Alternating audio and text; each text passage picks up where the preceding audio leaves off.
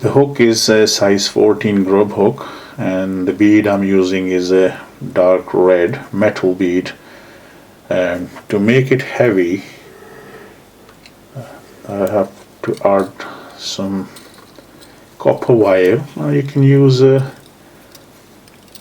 lead or tungsten bead. It's entirely up to you, because where I normally fish, the river is a bit shallow, so I don't put much weight on it. So just a few turns off this wire to make it slightly heavier. So it's a bit thick wire, so I've got to cut this with a special plier. That's it.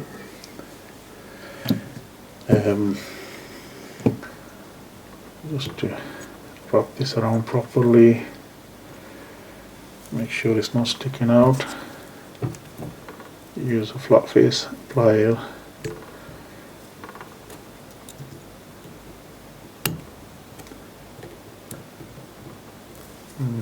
That's a bit tricky, so just kind of take your time on it. That's done now. Okay, now the thread actually I'm using is UTC 70.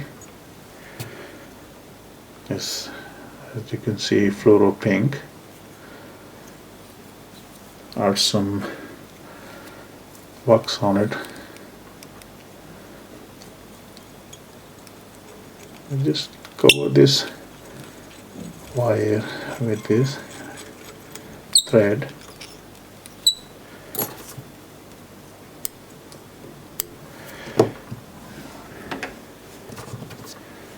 Just keep this off. Right. Spin the bobbin to open the thread. I'm just going to cover all this wire and make a nice tapered shape before I add another material on it.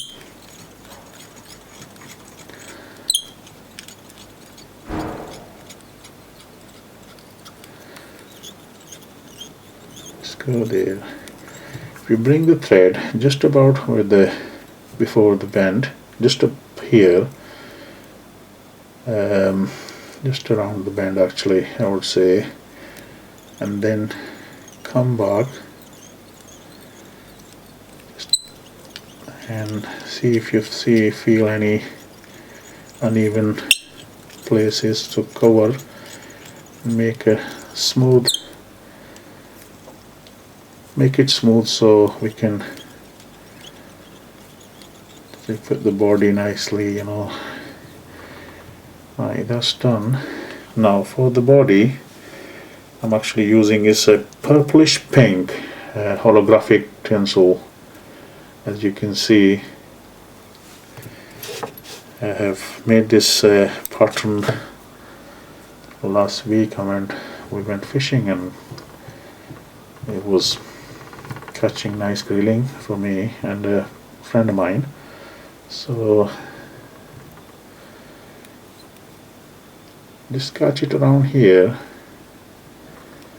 See, as you can see, I've left a little bit a pink tag in the bottom, so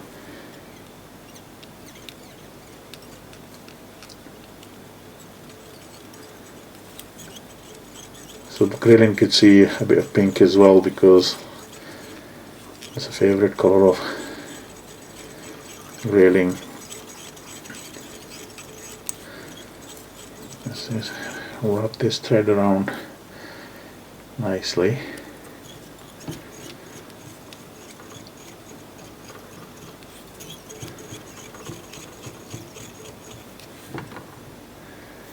I'm just making a bit of chunky body, so it looks really nice.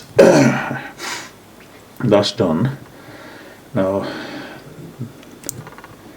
bring this body material, touching turn,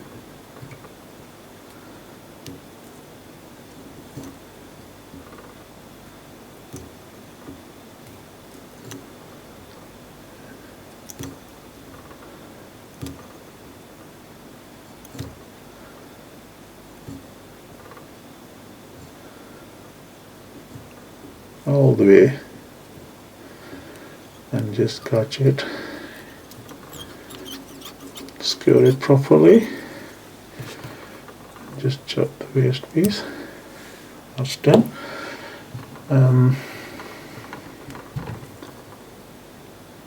Yeah, that's perfect. Couple of more turn. Now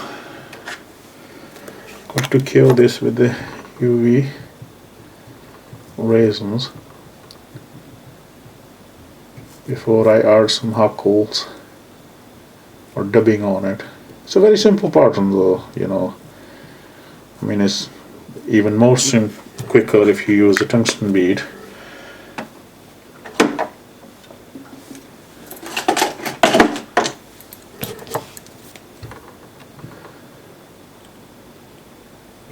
It's just to spread it equally.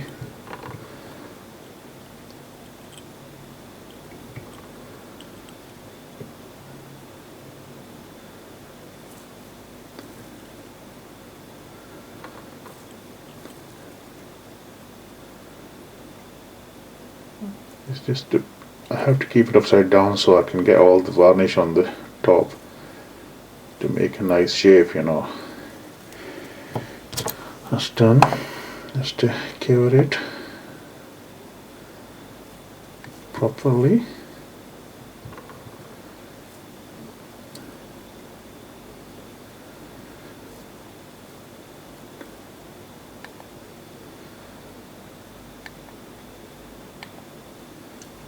Just take my time, you know, on this covering, just make sure it's strong enough to last for a bit, you know. So I think it's okay now.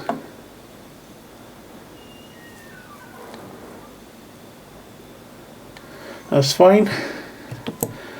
The final bit, if I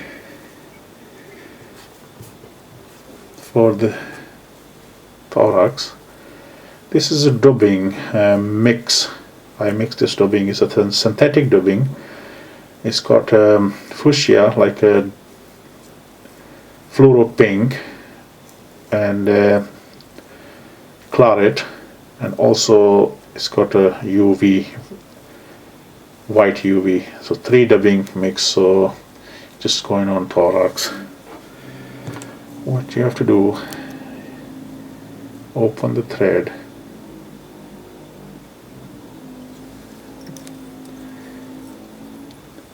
if you split it equally,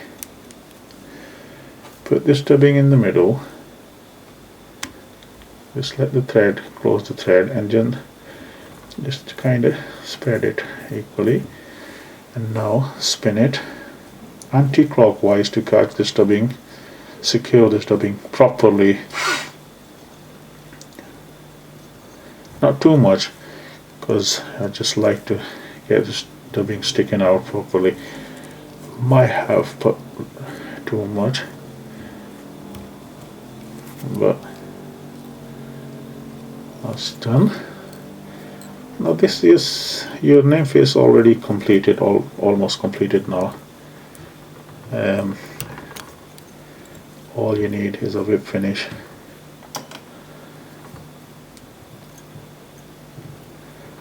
Got to stick all these feather backward, all this dubbing.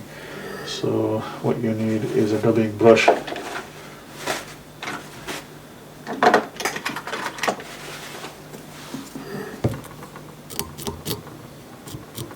Not too much though, just pull some back.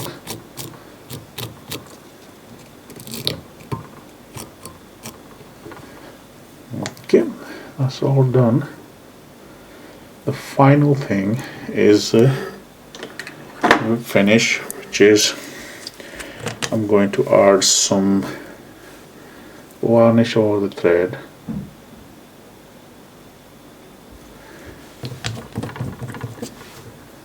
Just do a couple of turns, pull all these feather backward, and whip finish.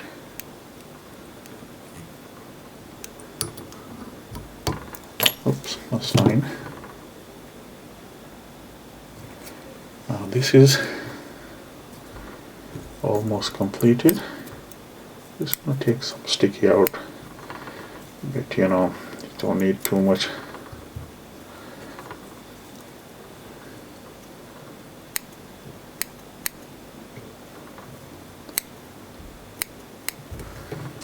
So this is your holographic Grayling nymph. I hope you like it. I've had a great success with this and I hope you do as well. Thank you very much for watching. See you next time.